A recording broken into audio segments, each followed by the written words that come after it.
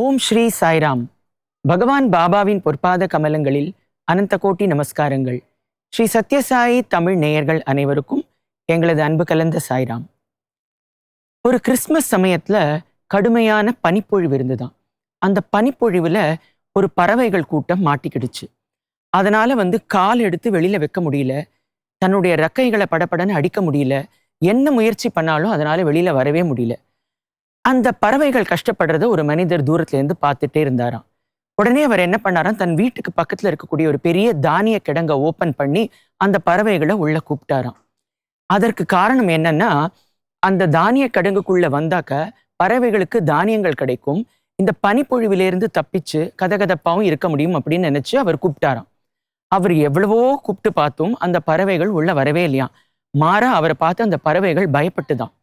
So அப்பதான் அவர் நினைச்சாராம், என்னடா இந்த பறவைகள் இவ்வளோ கஷ்டப்படுறதே, அதுங்க கஷ்டத்தை நீக்கணும் அப்படிங்கிறதுக்காக நம்ம இவ்வளோ கஷ்டப்படுறோம், ஆனா அந்த பறவைகள் நம்ம கூப்பிடுறத புரிஞ்சுக்கவே இல்லையே, என்ன காரணமா இருக்கும் அப்படின்னு யோசிச்சாராம்.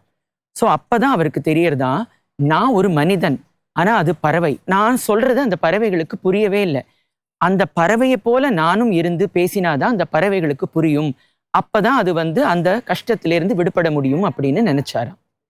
இந்த கதையை கேட்கும் பொழுது 23rd June 1996 சுவாமி சொன்ன ஒரு டிஸ்கோர்ஸ் தான் எனக்கு ஞாபகம் வருது. இறைவன் மனித உருவம் எடுத்து வரும்பொழுதுதான் மனிதனால இறைவனை புரிஞ்சுக்க முடியும், அவருடைய அருகாமையையும் அனுபவிக்க முடியும். சாரூப்பியம், சாமீப்பியம், சாயுஜ்யம் மூலமா வாழ்க்கையிலிருந்து நம்மளை மீட்டெடுக்கிறதுக்காக இறைவன் மனித உருவல அவதாரம் எடுக்கிறார் அப்படின்னு சுவாமி சொல்றாரு.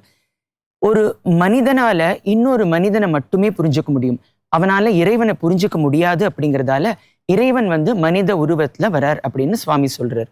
இதே இறைவன் விஷ்ணு பகவானா சங்கு சக்கரம் கதை பத்மத்தோடு ஏந்தி வந்திருந்தாக்க எக்ஸிபிஷன் மாதிரி பார்ப்பாங்க அப்படின்னு சுவாமி சொல்றாரு. அதனால நம்மள மாதிரியே சுவாமியும் ஒரு உருவம் எடுத்து நம்மளை ரட்சிக்கிறார் அப்படின்னு சுவாமி சொல்றாரு. சுவாமி மகா சமாதி அடைஞ்ச பிறகு கூட தன்னுடைய பக்தர்களுடைய பிரார்த்தனைகளுக்கு எப்படி செவிசாய்க்கிறார், அவர்களுக்கு எப்படி அனுகிரகம் பண்றார் அப்படிங்கிறத சில பக்தர்களுடைய சுவாரஸ்யமான அனுபவங்களை அன்பிற்கு ஆராதனை அப்படிங்கிற இந்த சீரீஸ்ல நம்ம கேட்டு தெரிஞ்சுக்க போறோம். நம்ம சுவாமியோட ஆராதனா மகோத்சவமோட சிறப்பு வெளியீடா இந்த நிகழ்ச்சியை வழங்குறதுல ஸ்ரீ சத்யசாயி தமிழ் சேனல் மிகவும் பெருமை அடைகிறது. சாய்ராம். சுவாமி நம்ம லக்ஷ்மி ஸ்ரீயை குழந்தை இங்க டிராப் பண்ணி விட்டுட்டு போறாரு. சாமி என்ன ப்ரூவ் பண்ண விரும்புறாரு எல்லாம் தெரியும்டா. அந்த கேபின் கிரூவோட பேரு சுவாமி. அவர் என்ன சொல்றார், சாய்ராம் அப்படிங்கிறார். அவர் இது ஆதிசங்கரர் சொல்றாரு இல்லையா, அபரோக்ஷ அனுபூதி அப்படிங்கிறாரு, டைரக்ட் எக்ஸ்பீரியன்ஸ் ஆஃப் ட்ரூத். அப்போ அந்த இடத்துல இருக்கும்போது சடனா எனக்கு ஒரு தாட், சுவாமி எங்க போனாலும் கூடவே வருவேன்னு சொன்னீங்களே, இங்க இருக்கீங்களா சுவாமி